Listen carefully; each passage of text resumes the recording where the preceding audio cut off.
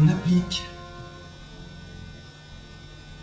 autour du trou un petit peu de pâte pour assurer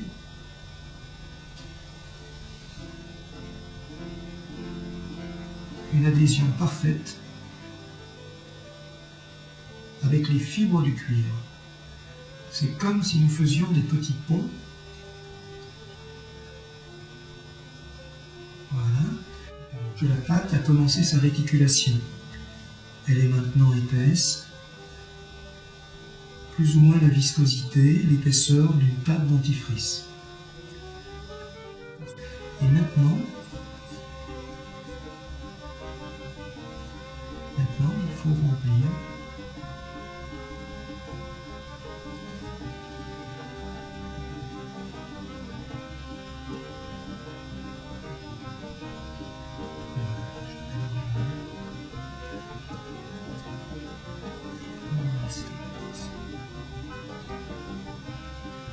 avec un coton-tige imbibé d'un petit peu de solvant.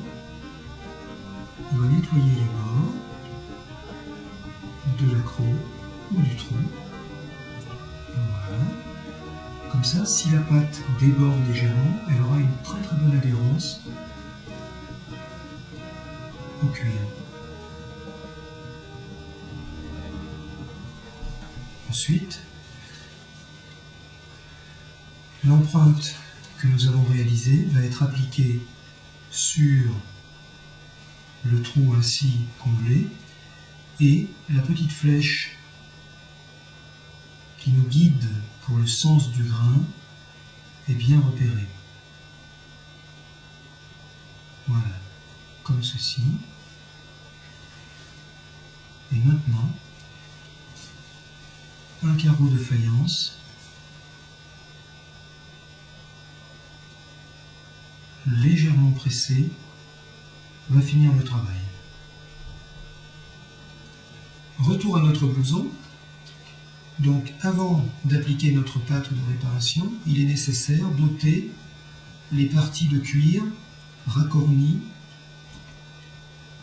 brûlées. Donc il faut découper notre cuir.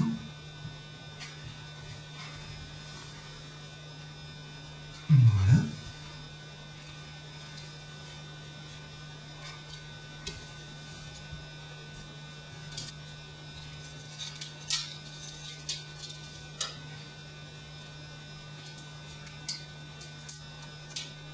Voilà. La croix nous a permis de centrer le papier sous le trou. Nous avons choisi un polymère de réparation dont la couleur est la plus proche de celle du cuir. Il est nécessaire, encore une fois, de bien mélanger. Voilà, nous devons avoir un petit aspect bombé, légèrement bombé, pour tenir compte de ce qui reste dans la micro-cuillère et qui ne s'écoulera pas sur le carreau. Le catalyseur, 3 gouttes. Le polymère de réparation est assez liquide et nous allons en profiter pour faire des petits points d'ancrage autour du trou. Cela apporte de la résistance. Voilà, la pâte est liquide.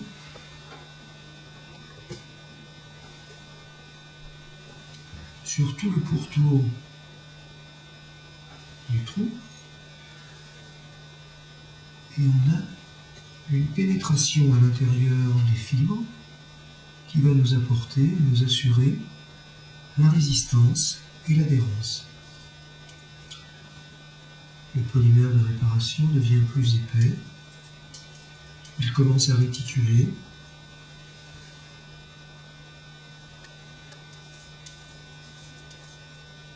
Il est difficile de ne pas déborder lorsque l'on applique la pâte. Un petit coton-tige nous aide à nettoyer les pourtours afin d'éviter une surépaisseur. Nous avons repositionné notre empreinte telle que nous l'avons prise. Le repère est dans la même position que précédemment. Avant d'appliquer l'empreinte, nous vérifions que la pâte est prête à recevoir l'empreinte. Elle doit être collante au doigt, mais nous ne devons pas avoir de pâte sur le doigt. Voilà. Nous allons appliquer l'empreinte en gardant le sens du grain. Nous l'appliquons comme ceci.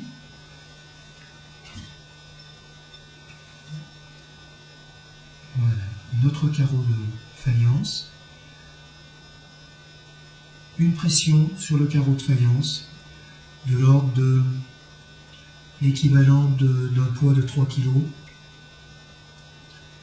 va permettre l'impression du grain.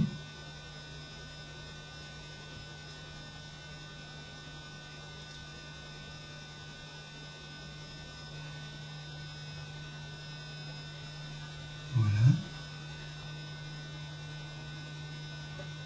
Le grain est donc marqué.